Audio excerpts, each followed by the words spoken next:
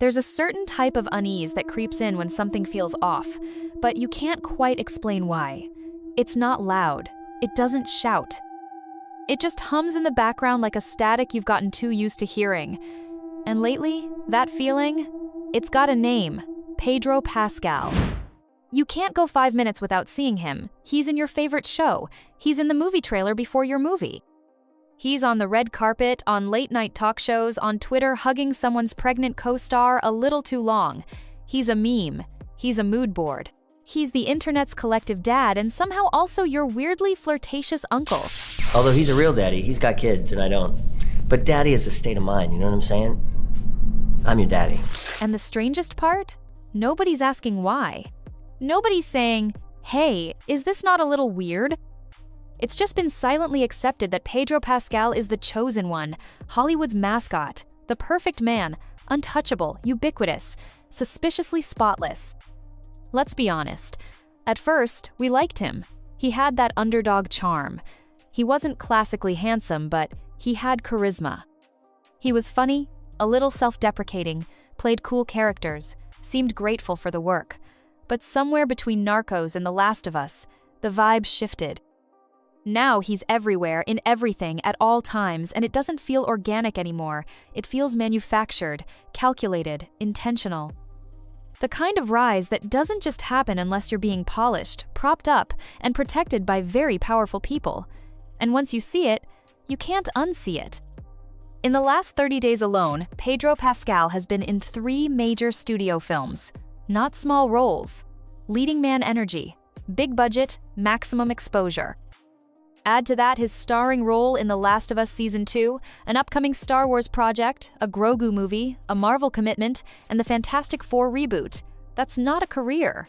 That's a deployment. A full-scale saturation of the market. And at some point, you stop clapping and start wondering why this one guy is being handed the keys to every studio vehicle, while dozens of equally talented actors with less industry-friendly packaging barely get a callback. And of course, the coverage is glowing. The headlines practically drool. Pedro Pascal melts hearts. Pedro Pascal breaks the internet. Pedro Pascal is everyone's favorite daddy. I'm your daddy. It's relentless, it's aggressive, and it's suspiciously consistent. Every single outlet saying the same thing in slightly different fonts. It doesn't read like journalism, it reads like a campaign.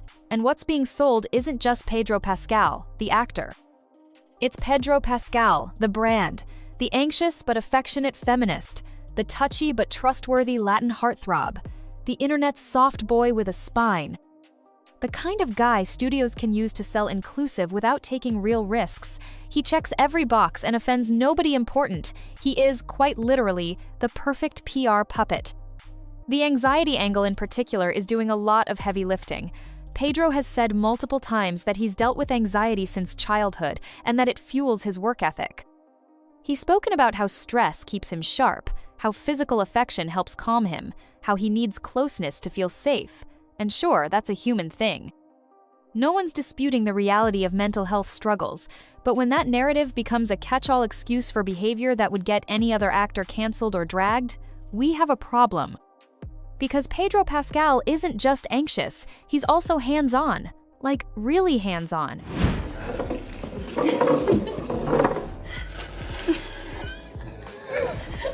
Now listen, these are gorgeous. I think that's my favorite image so far. Just our hands. Terrible confession to make in front of Gordon. We're back on track, babe. We're back on track, baby. Look at the two of us and decide who's so. It's our very first day as long as you don't have to see my face.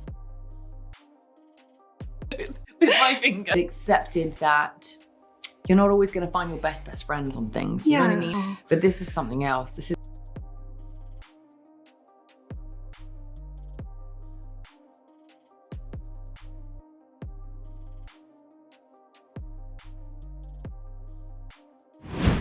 Look at the footage. He's stroking Vanessa Kirby's hands during interviews, stroking her face, whispering in her ear while she's visibly pregnant with her fiancé's baby. He's clinging to her on red carpets like they're a couple in the honeymoon phase. And all of this is brushed off as wholesome, cute. They have such great chemistry. No one asks if it's professional. no one questions how her actual fiancé feels about it. It's Pedro. He gets a pass. And this isn't a one-off. There's that now viral clip of Pedro laughing with Willem Dafoe on a panel, then shifting his attention to Dafoe's wife and not so subtly flirting with her. He touches her shoulder, leans in too close, and Willem's entire vibe changes, from amused to uncomfortable in a matter of seconds. And you know what? Rightfully so. But no headline said, Pedro crosses a line. No think pieces questioned his behavior. The video got millions of views, and the only takeaway was Pedro being Pedro. There's more. There's the red carpet moment with Sarah Paulson, where he wraps his arm around her and starts rubbing her side. She looks uncomfortable. The clip is short, so defenders say maybe she was fine with it, but we've seen enough of these moments to notice the pattern. The same physicality, the same public touchiness disguised as anxiety comfort. Dakota Johnson said Pedro has taken her clothes before. Not borrowed, taken. She also said Pedro suggested she start an adult content subscription service to sell feet pics. And somehow, this was spun as Pedro being quirky. Haha, he's so edgy. When other actors do stuff like this, they're called creeps. When Pedro does it, it's cute. Because the brand has already convinced you it is. And that's the thing. Once a brand is baked into the public consciousness, behavior is judged not by its nature, but by who's doing it. The anxiety narrative isn't just a personal story. It's armor. It's what lets Pedro Pascal say, I touch people constantly in public because I'm stressed, and still land Disney contracts. It's what turns invasive flirtation into vulnerability.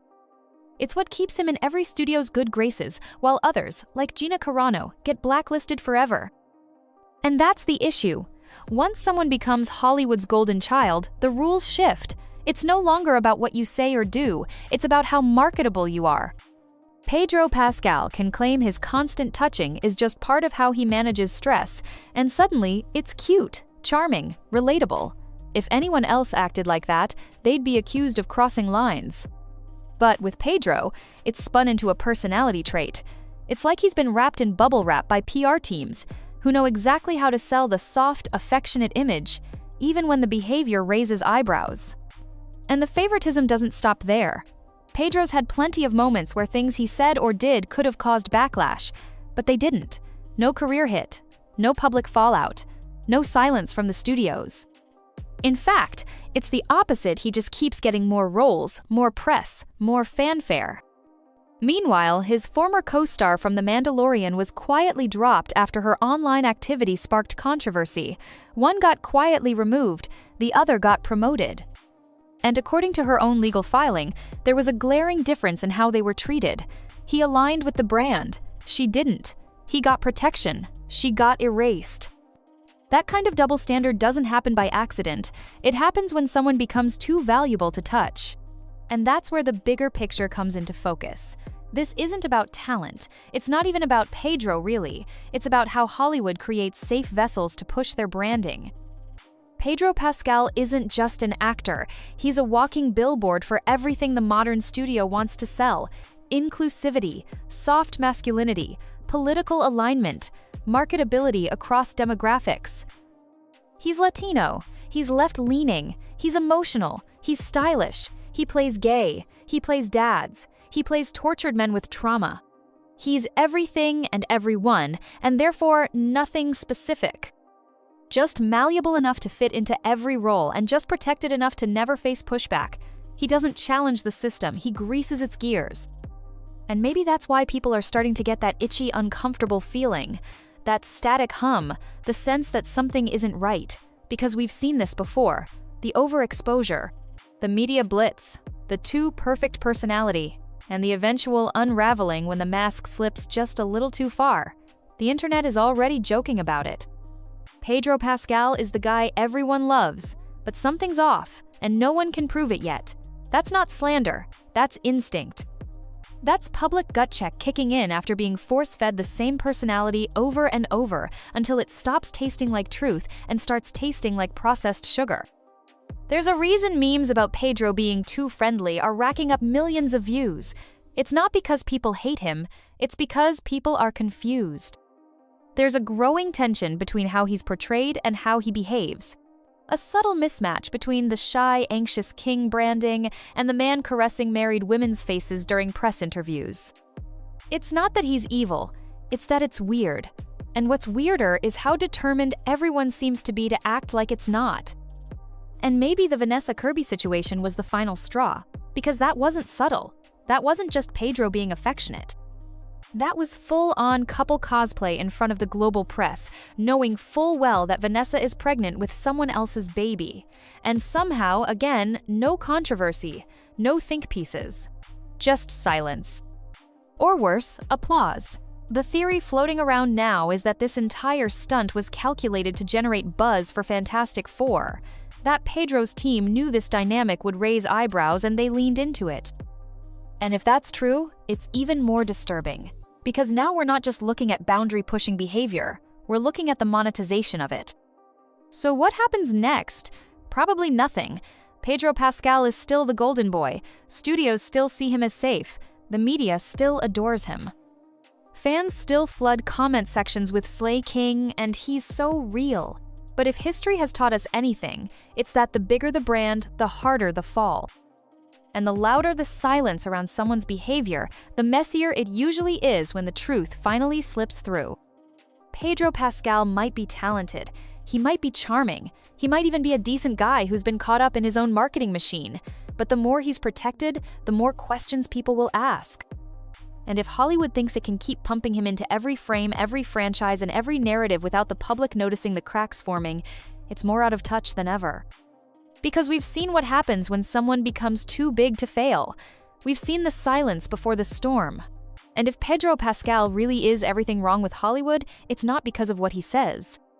It's because of what everyone else refuses to say back.